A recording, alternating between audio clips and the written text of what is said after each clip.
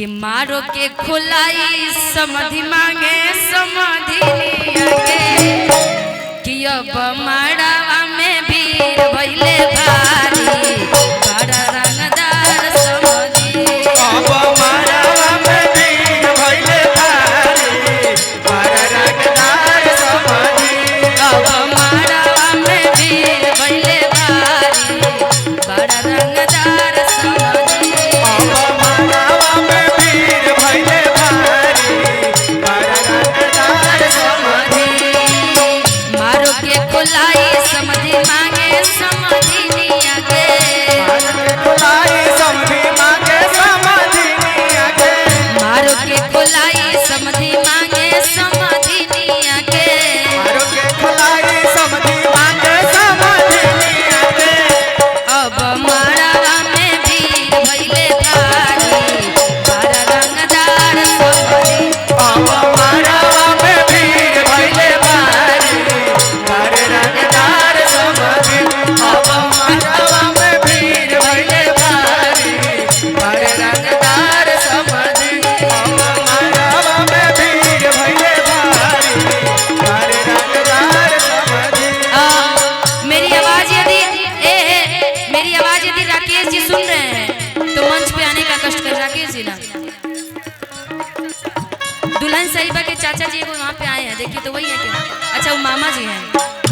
राकेश चाचा जी दुल्हन साहिबा के चाचा जी राकेश जी हमारी आवाज सुने तो मंच पर आइएगा अब मारावा में वीर भइले भारी बड़ा रंगदार अब माड़ावा में वीर भइले भारी बड़ा रंगदार समधि अब माड़ावा में वीर भइले भारी बड़ा रंगदार समधि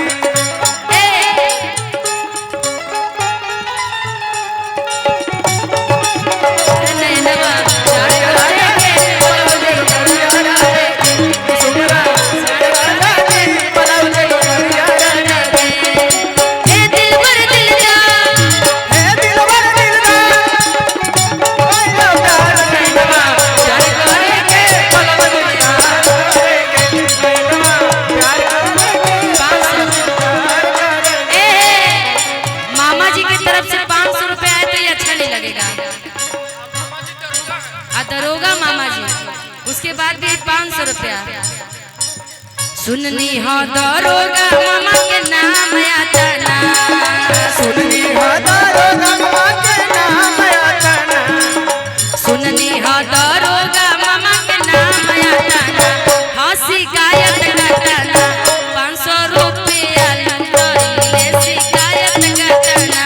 एगो रुपया ना लूटावले शिकायत करता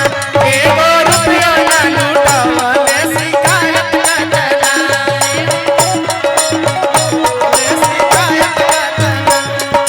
सुननी हो दरोगा मामा के नाम आता ना सुननी हो दरोगा जी के नाम आता ना ए भगवान जी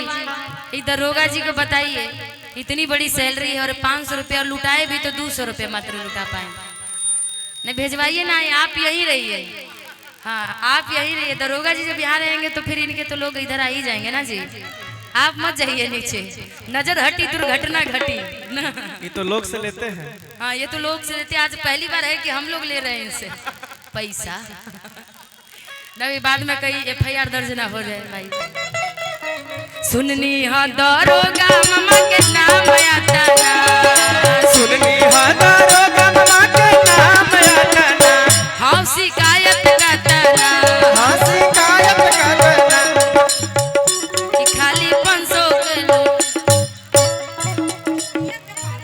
अच्छा 500 दिए थे इसलिए 500 बाप रे पत्नियां कितना साथ देती है अपने पतियों का हे भगवान किसी को मस्त मस्त तू चीज बड़ी है मस्त मस्त तू चीज बड़ी है मस्त मस्त तू चीज बड़ी है मस्त नहीं तुझको कोई दोस्त दो कोई दोस्त दोस्त नहीं तेरा कोई दोस्त दो कोई दोस्त दोस्त नहीं तेरा मदहोश तू बड़ी मस्त मस्त तू चीज बड़ी है मस्त मस्त तू चीज बड़ी है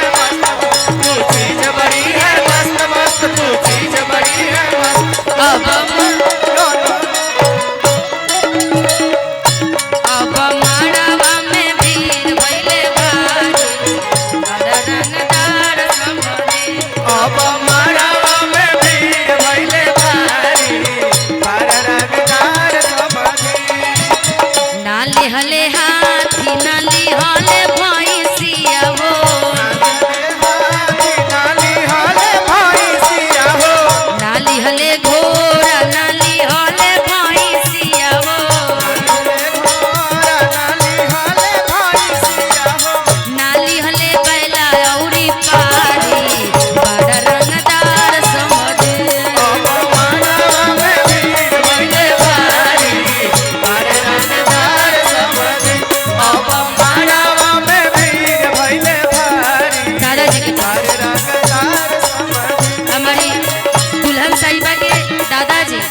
जिनके तरफ से बड़ा प्यारा सा आशीर्वाद आया, बहुत बहुत शुक्रिया दादाजी। ओ,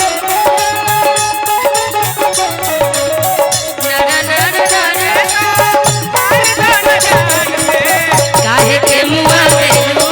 नजरिया के बान से, काहे के मुआ मेलू नजरिया के बान से, मारही के बाटे दा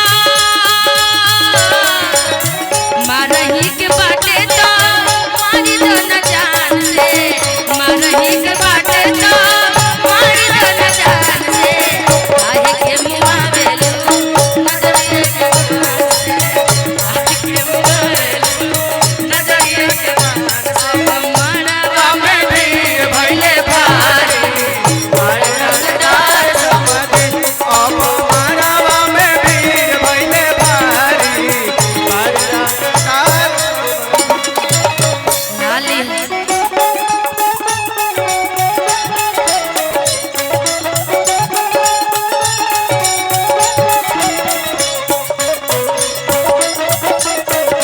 जियो जियो में भीड़ भइले भारी पर रंगदार समधी अब मड़वा में भीड़ भइले भारी पर रंगदार समधी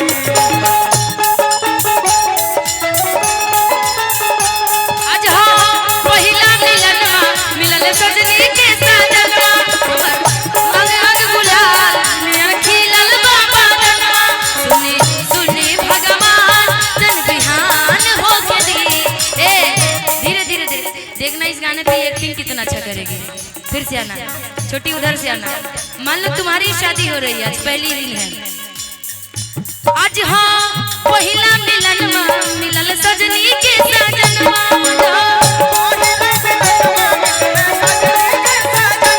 आज हाँ पहिला मिलनवा मिलल सजनी के साजनवा, हमार अंग अंग गुलाब नियन खिलल बाबा जनवा, रे जियो सुनी सुनी भगवान जन बिहान होके दी। ए राजा जी आज राजा जी आज की रात अगर यही रात रही तो कितना सुंदर लगी जी।